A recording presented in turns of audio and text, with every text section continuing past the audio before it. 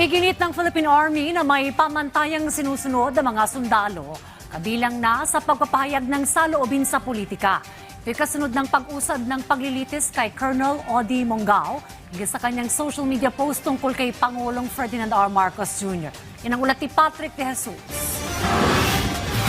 Tiniyak ng Philippine Army ang due process sa kaso ni Colonel Odi Mongao hinggil sa kanyang social media post na binabawi ang suporta sa administrasyon ni Pangulong Ferdinand R. Marcos Jr.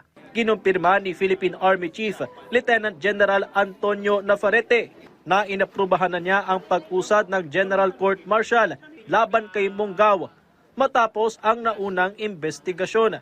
Bago nito ay sinibak siya noong nakaraang buwan bilang Training Support Group Commander na nakatalaga sa Army Training Command sa Camp O'Donnell, Capas, Tarlac. Right now, tapos na po yung investigation sa kanya sa TRACOM, and he's already here for GCM, for a General Court Martial.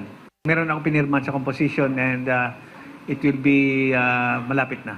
Bagamat burado na inamin ni Mongao, nasa kanya ang social media post. Nasaklaw ng number 63 ng Articles of War o pamabastos sa Presidente, Vice Presidente, Kongreso o kalihim ng National Defense. May karampatang parusa ito na pagkakasibak sa serbisyo.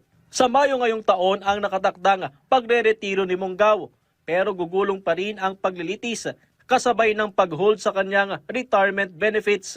Giit ng Army, may pamantayan na sinusunod ang mga sundalo para mapanatili ang pagiging profesional, kabilang na sa pagpapahayag ng saloobin.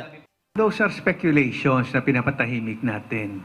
We have our standards as military, part of the military organization. He is still part of the organization, and yung ginawa niyang pagbigay na nawalan siya ng confidence. No? So he has to face this an investigation for this. The due process.